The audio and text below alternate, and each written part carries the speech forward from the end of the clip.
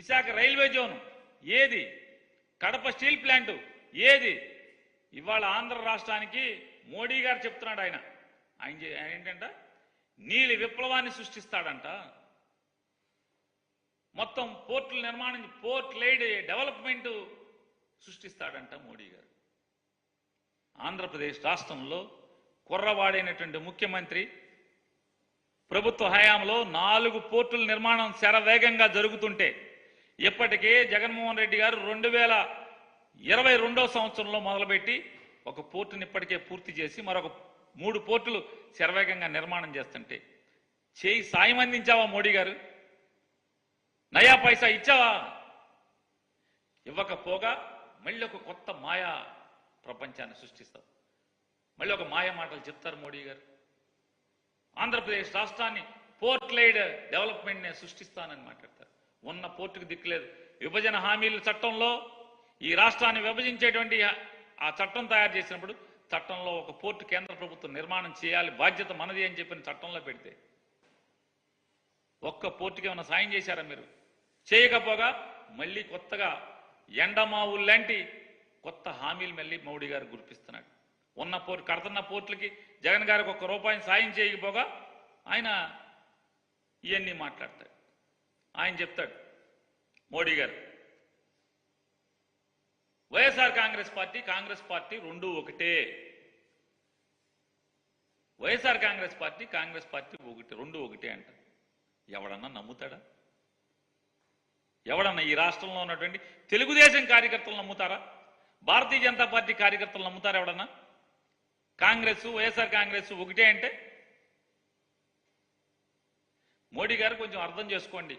మీ పక్కన ఉన్న వాళ్ళు అందరూ కూడా గజ దొంగలు. ఏఐసిసి అంటే ఆల్ ఇండియా కాంగ్రెస్ కమిటీ కాదు. ఆంధ్ర తెలంగాణకు వచ్చేప్పటికీ all India Chandrababu Naidu committee అది. ఈ ఆల్ ఇండియా చంద్రబాబు నాయుడు కమిటీలో రేవంత్ రెడ్డి ఉంటాడు, రేణుకా చౌదరి ఉంటుంది, తులసిరెడ్డి ఉంటాడు, షర్మిల ఉంటుంది. వీళ్ళందరూ ఎవరు? చంద్రబాబు కోసం, చంద్రబాబు మేలు కోసం పనిచేసేటువంటి వ్యక్తులు, శక్తులు వీళ్ళందరూ కూడా. అది మీరు గమనించుకుంటే మంచిది. మీరు చంద్రబాబుని చాలా జాగ్రత్తగా కనిపెట్టుకోవాలి మోడీ గారు. మీరు పగల మీతో చేయలేపుతాడు, రాత్రి రాహుల్ గాంధీతో చేయలేపుతాడు అనేది మీరు తెలుసుకోవాల్సినటువంటి అవసరం ఉంది. మాకేం కంగారు లేదు. మోడీ గారే మీకే ఎన్టీ రామారావు గారికి అయిపోయింది. మీరు కూడా ఎందుకైనా మంచిది సభలకు వచ్చేప్పుడు వెనకాల జాకెట్ బోకెట్ వేసుకొని కసక్కని వెనక నుంచి పొడవకుండా, ఎన్టీ రామారావు పాప అమాయకంగా ఆదమరుపుగా ఉంటే చంద్రబాబు నాయుడు కసక్కని వెన్నుపోటు పొడిచాడు.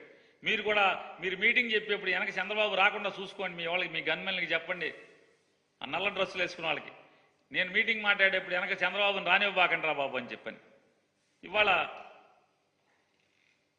పగల మోడీతో, చీకట్లో రాహుల్ గాంధీతో చేతులు కలిపేటువంటి చంద్రబాబు నాయుడిని పక్కన పెట్టుకుని మీరు కాంగ్రెస్ వైఎస్ఆర్ కాంగ్రెస్ ఒకటని మోడీ గారు లాంటి వ్యక్తి మాట్లాడటం అనేది ఇక అది మీకే చెల్లుతుంది.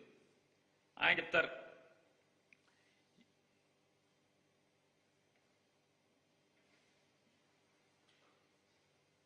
ఎన్టీఆర్ని గౌరవించింది మోడీ ప్రభుత్వం. నందమూరి తారక రామారావు గారంటే ఒక దేవుడితో సమానం ఆంధ్ర రాష్ట్ర ప్రజలందరికీ కూడా. ఆయన ఎన్నో సినిమాల్లో దేవుడి వేషాలు వేశాడు. దేవుడికి ప్రతిరూపం ఎవరంటే ఆ ఆకారం అదంతా కూడా దేవుడిలాగా పోల్చుకుంటారు. అటువంటి ఎన్టీ రామారావు గారిని వెండి నాణేలు ముద్రించి మోడీ ప్రభుత్వం గౌరవించింది అని చెప్తున్నారు. ఎవరి ముందు చెప్తున్నారు మీరు? పక్కన ఎవరిని కూర్చోబెట్టుకు మాట్లాడుతున్నారు? సాక్షాత్తు ఎన్టీ రామారావు గారిని కసా కసా కసా వెన్నుపోటు పొడిచినటువంటి, అతి క్రూరంగా, నీచంగా, హేయంగా